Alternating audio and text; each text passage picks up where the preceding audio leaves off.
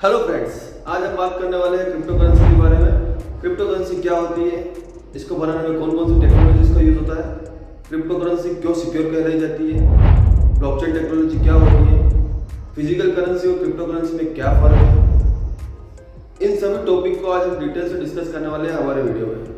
तो प्लीज़ मेरे साथ बने रहिए आखिर तक और प्लीज़ चैनल को सब्सक्राइब कीजिए और वीडियो को लाइक कीजिए। क्रिप्टो करेंसी या डिजिटल करेंसी, हम क्रिप्टो करेंसी को डिजिटल करेंसी भी कह सकते हैं, या डिजिटल करेंसी को या क्रिप्टो करेंसी को हम एक डिजिटल एसेट्स कह सकते हैं। एसेट्स क्या होता है? ऐसी कोई भी चीज जिसकी कोई ना कोई वैल्यू हो उसको हम क्या बोलते हैं? एसेट्स बोलते हैं। तो डिजिटल रूप में अगर कोई हमारे पास ऐसी चीज है जिसकी कोई ना कोई वैल्यू है तो उसको हम क्या बोलेंगे? Digital assets. इसलिए हम क्या बोलते हैं? क्रिप्टो करेंसी को डिजिटल एसेट्स भी बोल सकते हैं। सेकंड चीज आती है क्रिप्टो करेंसी है क्या और इसकी शुरुआत कब हुई थी। क्रिप्टो करेंसी की शुरुआत लगभग 2008-9 में हुई थी। जब इसका शुरुआत हुआ था, जब ये मार्केट में आई थी नई नई, तो 2008 एंडिंग में और 9 में लगभग आई थी मार्केट में। और जो पहली क्रिप्टो करेंसी मार्केट में आई थी वो थी बिटकॉइन। बिटकॉइन पहली ऐसी करेंसी थी क्रिप्टो करेंसी जो मार्केट में आई थी, और सबसे पॉपुलर जो करेंसी आज की तारीख में क्या है? बिटकॉइन है। इसी वजह से जो पहले आई थी उसकी वैल्यू आज सबसे ज़्यादा है। आपने देखा होगा बिटकॉइन की वैल्यू सबसे ज़्यादा है क्योंकि वो सबसे पहले आई थी क्रिप्टो करेंसी के मार्केट में।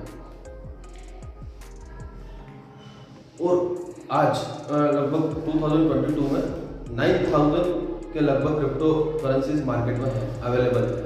अलग अलग क्रिप्टो करेंसीज मार्केट में अवेलेबल है। इंडिया में 9000 के अलावा कम है जो अभी है चलन में, लेकिन हाँ ऑल ओवर द वर्ल्ड 9000 के आसपास क्रिप्टो करेंसीज मार्केट में रनिंग में है। अब दूसरा आता है कि क्रिप्टो करेंसी और फिजिकल करेंसी में फर्क क्या है। फिजिकल करेंसी क्या होती है? जिसको हम छू सकते हैं, ठीक है। फिजिकल होती है जैसे नोट हो गए, अपने कॉइन्स हो गए, जिनको हम छू सकते हैं, महसूस कर सकते हैं और उनकी भी कोई वैल्यू होती है। उसको हम क्या बोलते हैं? फिजिकल करेंसी, जो मार्केट में चलन में आती है। किसी को सामान लेना है तो हम क्या करते हैं? 10 रुपये 100 रुपये का नोट दिया तो कुछ सामान खरीद लिया। लेकिन क्रिप्टो करेंसी क्या होती है? हम इसको छू नहीं सकते क्योंकि ये फिजिकल नहीं होती। ये एक डिजिटल के रूप में होती है जिसको हम डिजिटल वॉलेट में सेव करके रखते हैं। इसी को भी इसका भी यूज़ हम किसी भी सामान को परचेज करना हो उसमें कर सकते हैं, या लेन देन करना हो उसमें कर सकते हैं। लेकिन ये सब जगह अभी तक लीगल नहीं है। कोई चीज़ के लिए हम इसको यूज़ कर सकते हैं, लेकिन हाँ बहुत से देशों में इसको लीगल कर दिया है जहाँ पे आप इनको यूज़ करके कुछ भी परचेज या सेल कर सकते हैं। ठीक है, ये समझ में आ गया आपको आखिर इसका यूज़ क्यों होता है और इसको सिक्योर क्यों कहा जाता है। इसको सिक्योर इसलिए कहा जाता है क्योंकि जब इसको हम किसी को ट्रांसफ़र करते हैं तो जो ट्रांसफ़र हमने जिसको किया है उसकी पूरी डिटेल और जिसने ट्रांसफ़र किया है उसकी पूरी डिटेल एक लेजर के अंदर सेव हो जाती है। सेव हो गई, माना मैंने किसी को 100 रुपये दिए और वो सेव हो गए कि भाई 100 रुपये मैंने इसको दिए, वो हमेशा सेव रहेंगे, ठीक है। और अब जब वो 100 रुपये वापस किसी को ट्रांसफ़र करेगा तो वो भी सेव हो जाएंगे कि भाई मैंने इसको ट्रांसफ़र किया। तो ये सब क्या है? लेजर के अंदर सेव हो जाते हैं। क्रिप्टो में क्या होता है?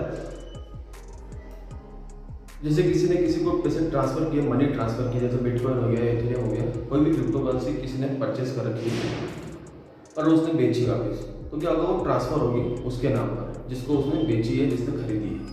तो ये सब क्या है? ब्लॉकचेन टेक्नोलॉजी के ऊपर होता है। तो ब्लॉकचेन टेक्नोलॉजी क्या होती है उसके बारे में मैं आपको डिटेल्स बताता हूँ। मुझे ब्लॉकचेन टेक्नोलॉजी के अंदर ब्लॉक्स होते हैं जिसके अंदर डेटा सेव होता है।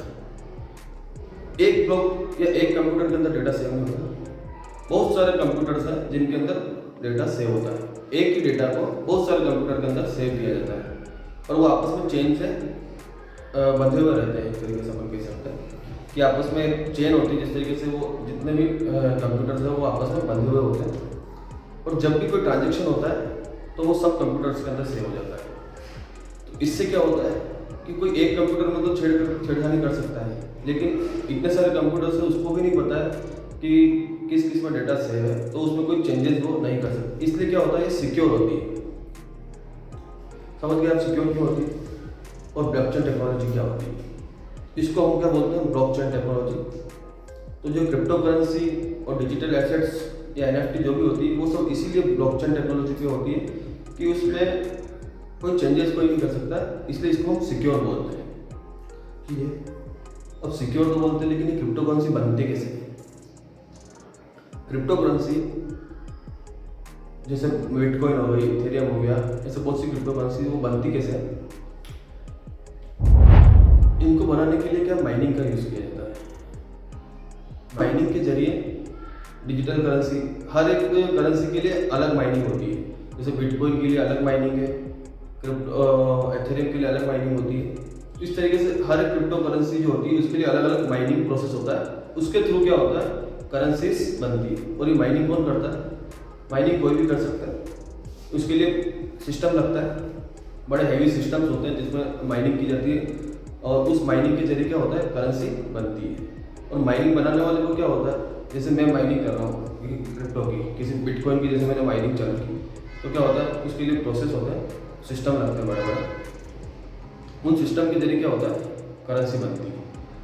तो जो बनाता है उसको भी कोई ना कोई करेंसी उसके रूप में मिलती है, तो उसको इसका प्रॉफिट होता है। जैसे उसने बिटकॉइन की माइनिंग कर रहा है तो उसको कुछ ना कुछ बिटकॉइन उसको मिलेगा, ठीक है, कुछ परसेंटेज बिटकॉइन उसको मिलते हैं। इस तरीके से माइनिंग के थ्रू क्या होता है, क्रिप्टो करेंसीज बनती है।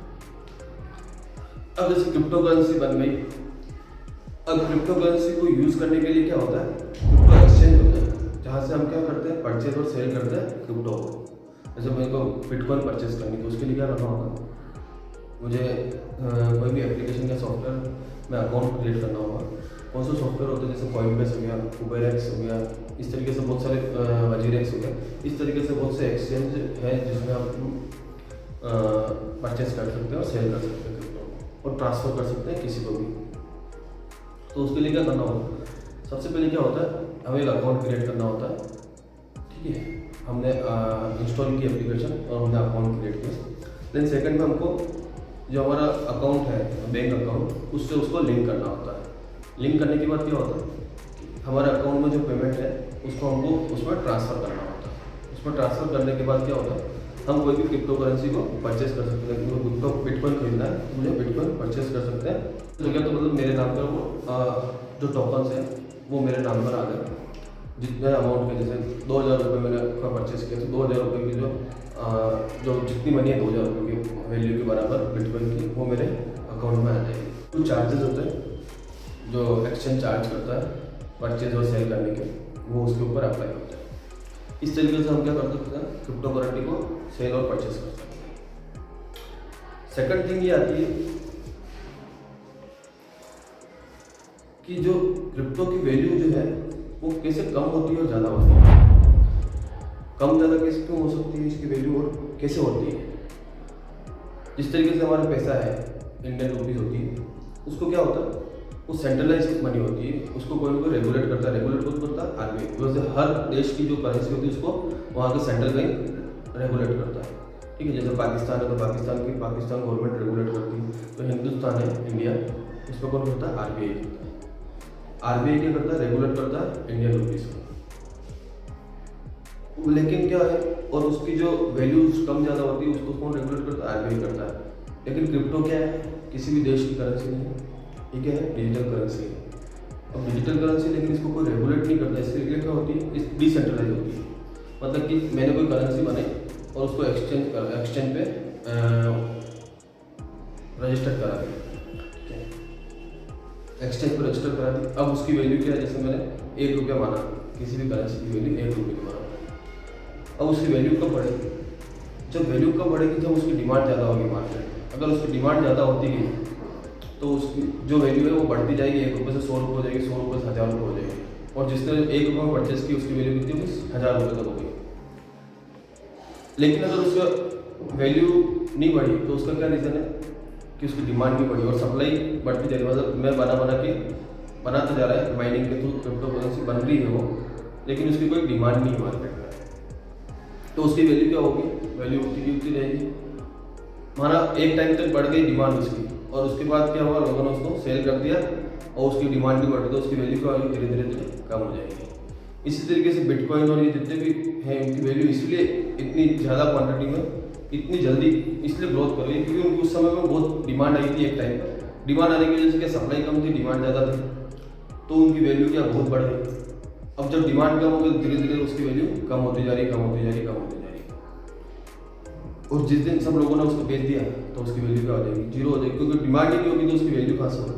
किसी भी चीज़ की वैल्यू क्या होती है, जब उसकी डिमांड होती है। अगर डिमांड नहीं है तो उसकी वैल्यू नहीं। इसलिए क्या होता है, क्योंकि उनको कोई सेंट्रलाइज नहीं है, डिसेंट्रलाइज है, मतलब इसको कोई रेगुलेट कर नहीं रहा है कि कितनी करेंसी बननी चाहिए, क्या होना चाहिए, उसका कोई रेगुलेशन नहीं है। वो बनती जा रही, माइनिंग होती जाएगी, जितनी ज़्यादा माइनिंग होगी उतनी ज़्यादा सप्लाई होगी, लेकिन डिमांड कम होगी तो वो बहुत क्वांटिटी में हो जाएगी। क्वांटिटी में होने की वजह से उसकी वैल्यू क्या हो जाएगी, कम हो जाएगी। इस तरीके से क्या होता है, क्रिप्टो करेंसी वर्क करती है, और इसी वजह से इसकी एकदम से वैल्यू बढ़ जाती है और एकदम से वैल्यू कम हो जाती है। तो यहाँ पे आपको ये समझ में आ गया होगा कि वैल्यू कम कैसे होती है, ज़्यादा कैसे होती है, इसको हम कहाँ से परचेज कर सकते हैं, कहाँ सेल कर सकते हैं, इसको बनाने का क्या प्रोसेस है, कौन सी टेक्नोलॉजी यूज आती है, ब्लॉकचेन टेक्नोलॉजी यूज आती है, मैंने आपको बताया जैसे। और ये सिक्योर तो होती है क्योंकि इसमें क्या होता है, ब्लॉकचेन टेक्नोलॉजी यूज होती है, इसलिए फिजिकल और क्रिप्टो में क्या डिफरेंस है वो भी मैंने आपको बता दिया। आज मैंने आपको क्रिप्टो के बारे में थोड़ा सा डिटेल से डिस्कस किया कि ये होती क्या है, कैसे बनती है और इसको कैसे यूज़ कर सकते हैं। अगर आपको ये वीडियो पसंद आया हो और भी कुछ इसके रिलेटेड अगर आपको जानकारी चाहिए हो तो मुझे कमेंट कीजिए, और अगर आपको ये वीडियो पसंद आया हो तो प्लीज़ इसको लाइक कीजिए और चैनल ज़्यादा सब्सक्राइब कीजिए। Thanks for watching, my name is Amit Kaur, my channel name is learn digital. Thank you.